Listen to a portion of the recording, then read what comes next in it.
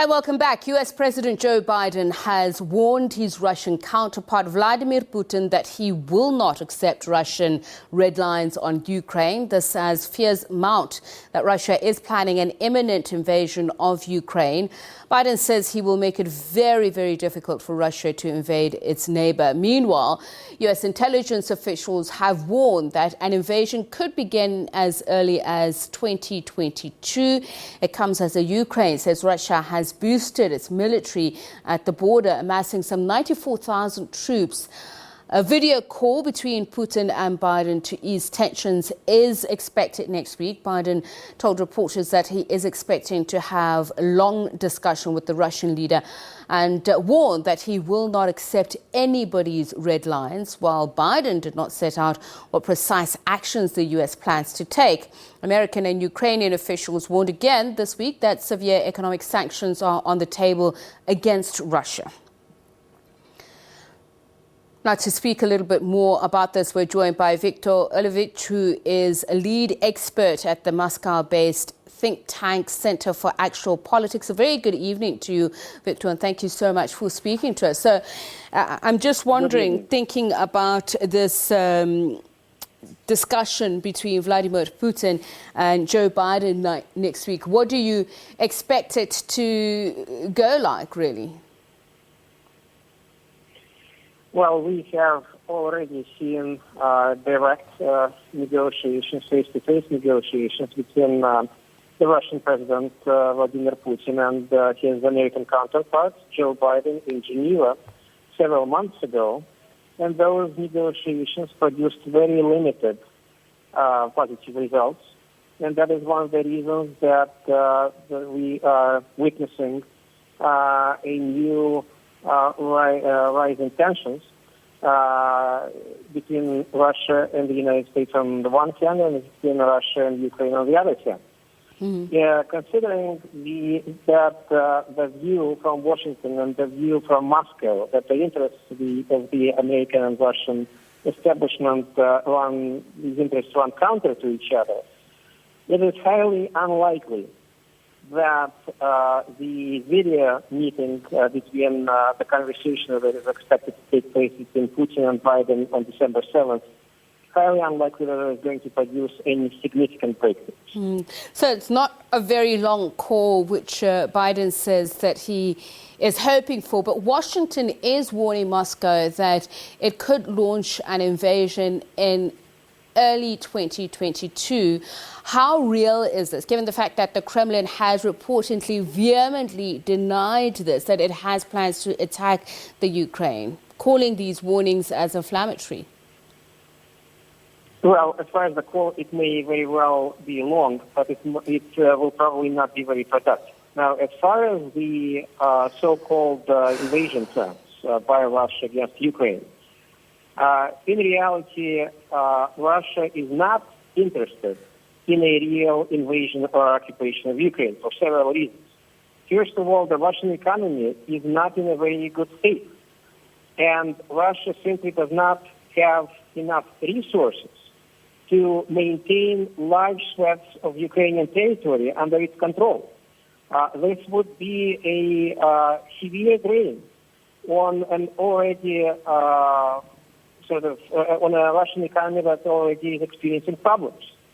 Secondly, any such move would produce a severe reaction both by Western states and their partners around the world that would include much more severe political, economic, and diplomatic sanctions against Russia. This is not what Russia wants, and this is not what Russia needs.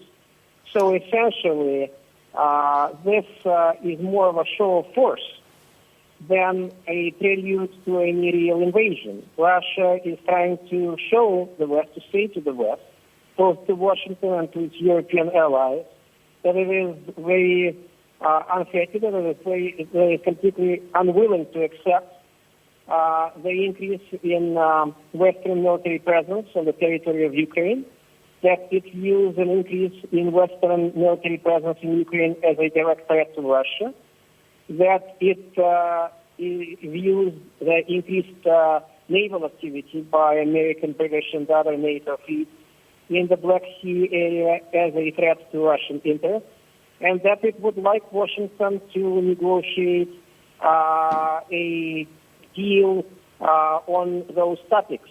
However, it is quite unlikely, again, I would point out, it is quite unlikely that such a deal will be reached during the conversation that is about to take place on December 7th or anytime soon.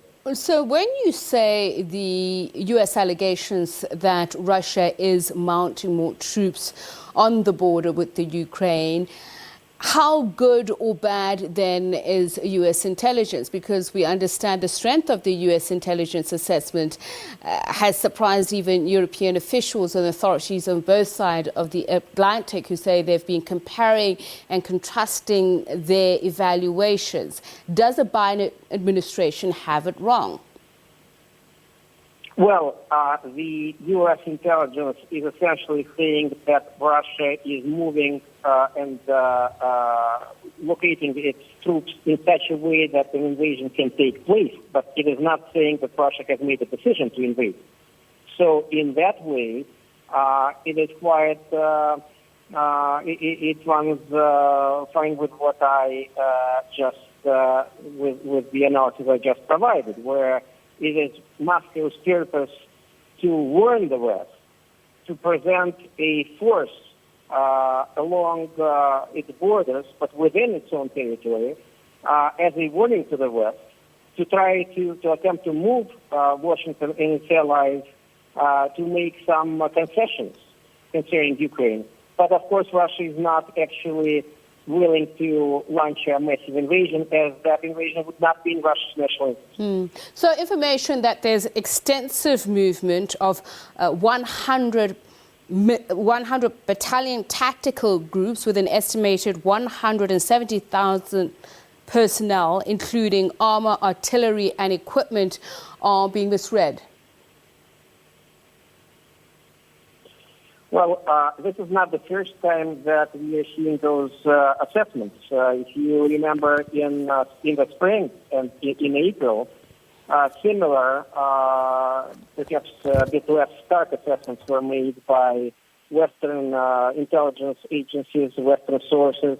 They reported a large buildup along Ukraine's borders, but no invasion actually happened.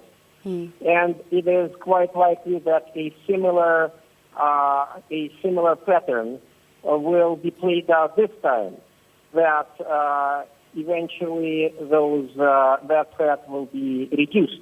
Because again, I want to point out that if such a massive invasion was to be undertaken by Russia, Russia would be a serious loser in an economic way and in a political way, because Russia's economy would suffer tremendously, and Russia's top economists know that very well. The economic bloc of the government is very well aware of that.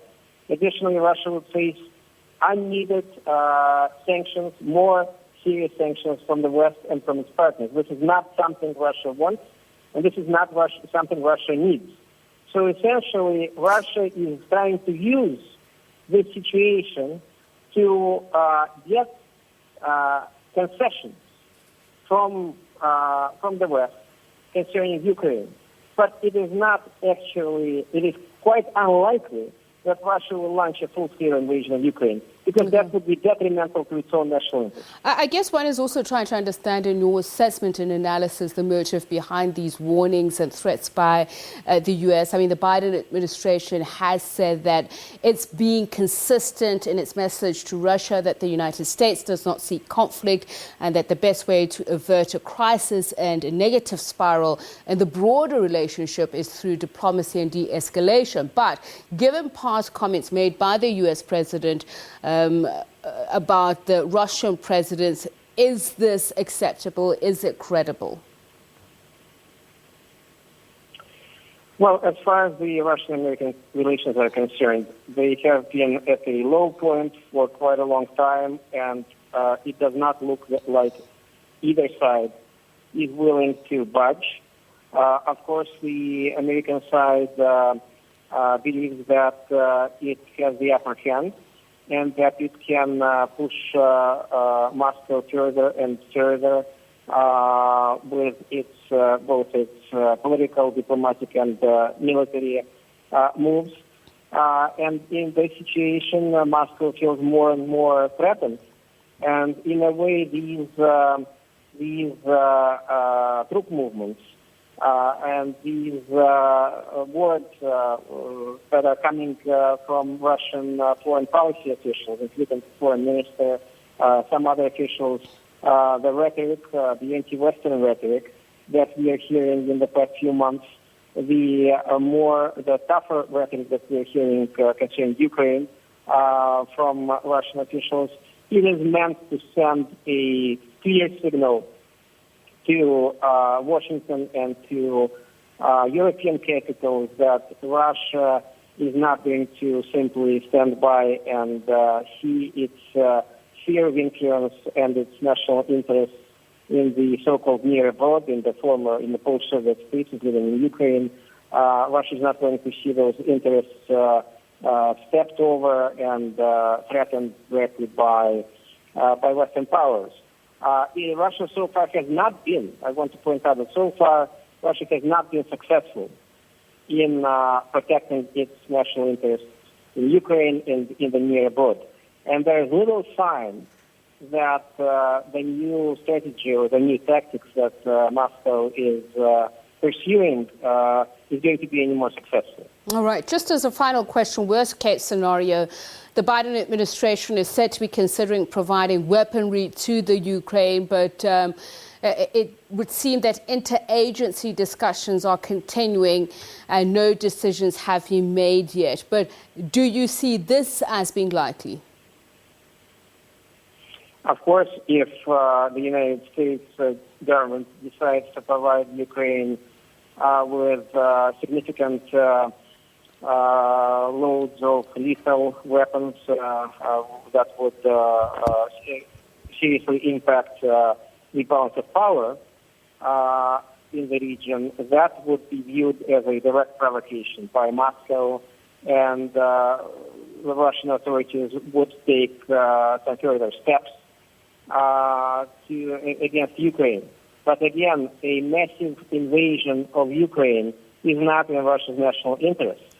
And the tougher rhetoric that we are hearing from Russian officials in the past few months and these moves that we have been witnessing in the past year, they speak more of desperation on the part of Russian authorities, or they speak of the understanding that the policy that Moscow has followed concerning Ukraine in the past few years has not been successful.